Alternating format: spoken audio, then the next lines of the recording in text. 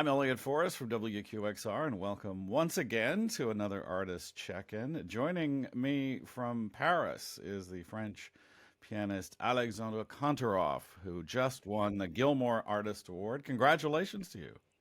Oh, thank you very much. Happy to be here. What a pleasure to meet you.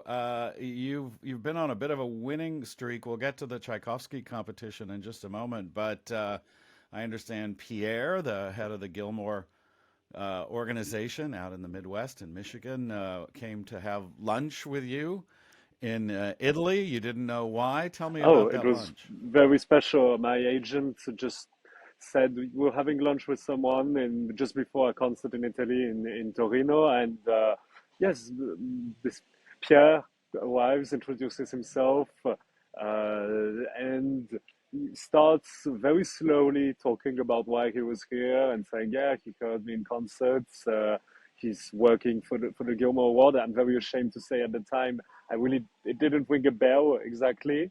Then it rang a bell when he started talking about the artist before who won the Gilmore Award before me.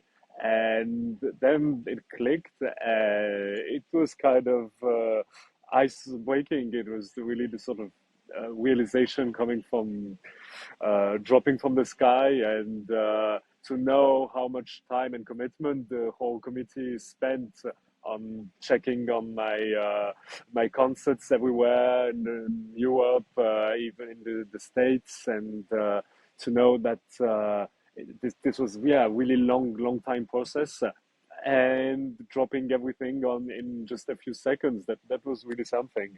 And after that, we immediately started talking about when should I come to the States, what was I going to imagine with the prize, and all the technicalities. And then he told me, okay, now you keep your mouth shut for 6 months until we announce it.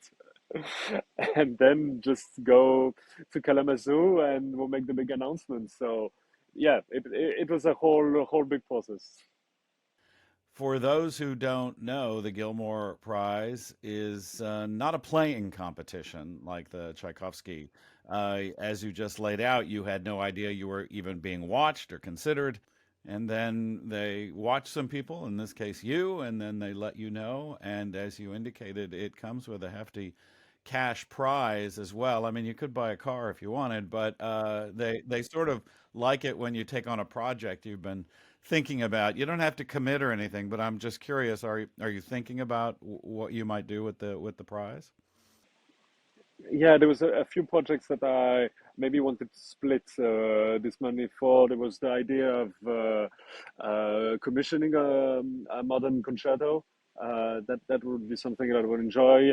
I was thinking also maybe trying to do a movie with a film director of a concert, because especially today where everything is being live recorded by all these Medici Mezzo, and they are great, but we tend to treat these concerts in video format as a one-time thing, and it moves on and moves on. And I've always been a fan of the Clouseau-Karajan films that had been done, and imagine maybe to have something that sticks a bit more, and that can have the potential of being seen multiple times. So maybe that.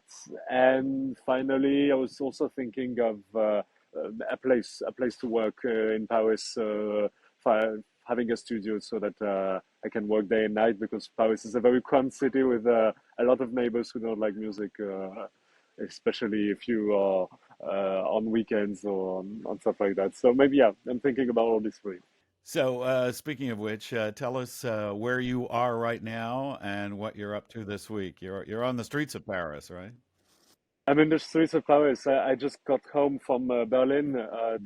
Yesterday, we finished the last concert with Berliner Philharmonic, which was my debut, and was a very full of adrenaline and exciting moment.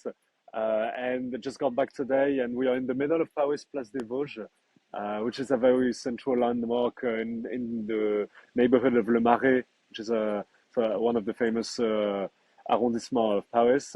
And I have 2 days to prepare myself to go to Japan for a tour of recital. So yeah, it's it's a bit of a short time schedule, but it's really nice. Speaking of debuts, you'll be making your Carnegie debut on October 22nd, which I'm guessing sort of came up in an unusual way. Maurizio Pollini was supposed to play that day, and but it's going to be you. How excited!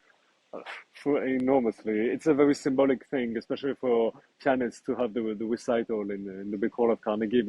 And for most pianists, we have listened to the live recordings being made in this hall, and because there are so many legendary moments of Horowitz, Pletnev, Argerich, everybody has done their moment in Carnegie Hall, and it often has turned out to be something that sticks. And so to be part of the timeline is, yeah, very exciting, and it's a sort of beacon of light in the advancement of my musical journey.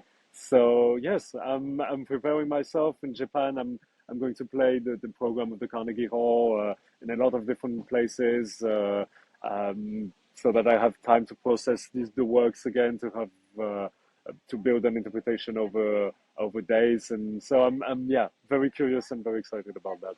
You've been to Carnegie Hall. Is Can I assume that you've been there?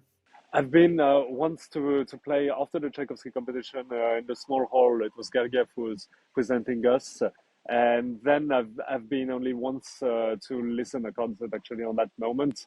But no, it's not at all a place that I'm familiar with, and also the only time I've been in New York was so short. It was really the 48 hours, not having a lot of time apart from just Central Park and basic stuff to visit. So I'll have a lot more time to experience the city, the hall, the people that are coming to listen to the concerts, the people involved in organizations. So yeah, it will be really I would say the first big experience. Yeah.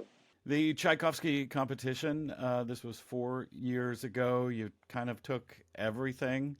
Um, how was that experience for you? Was that fun for you? Was that a lot of pressure? What was it like for you? Fun, of course. But it was at the same time, I would say, uh, you were a bit too much in your bubble to realize fully what was happening at the moment.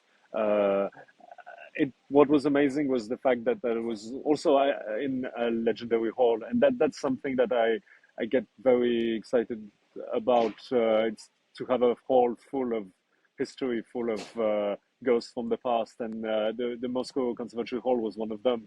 And so that was really the special part, and the fact that we were really just in this bubble. We were with all the contestants, the foreign contestants. We were sleeping two by rooms in the neighborhood where everybody was going to see the competition.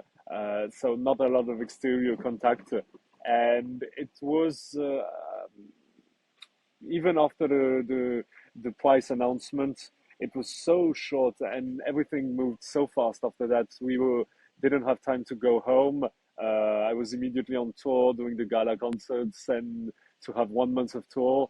So it took a long time to actually process what was happening and realize where I was up to. And then it was really about thinking and deciding the new things in my life, because there was a bit of a passage to adulthood. Suddenly I had to think 2 years in advance, organize myself better when I'm very much not organized as a person.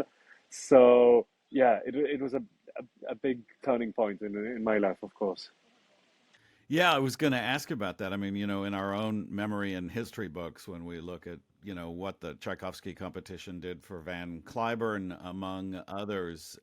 So there's a before the Tchaikovsky competition and then after the Tchaikovsky competition, your life is a bit different, it seems.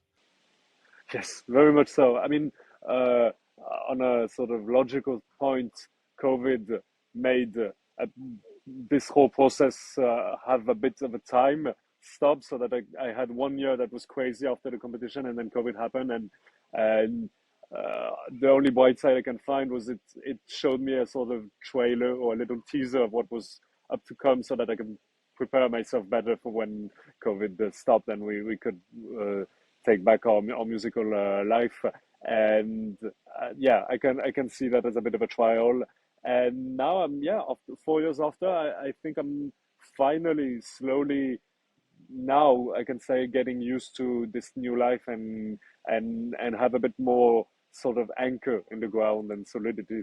Pianist Alexandre Kantorow, the most recent winner of the Gilmore Artist Award. We look forward to seeing you at Carnegie Hall here in New York City. Thank you for spending time with me.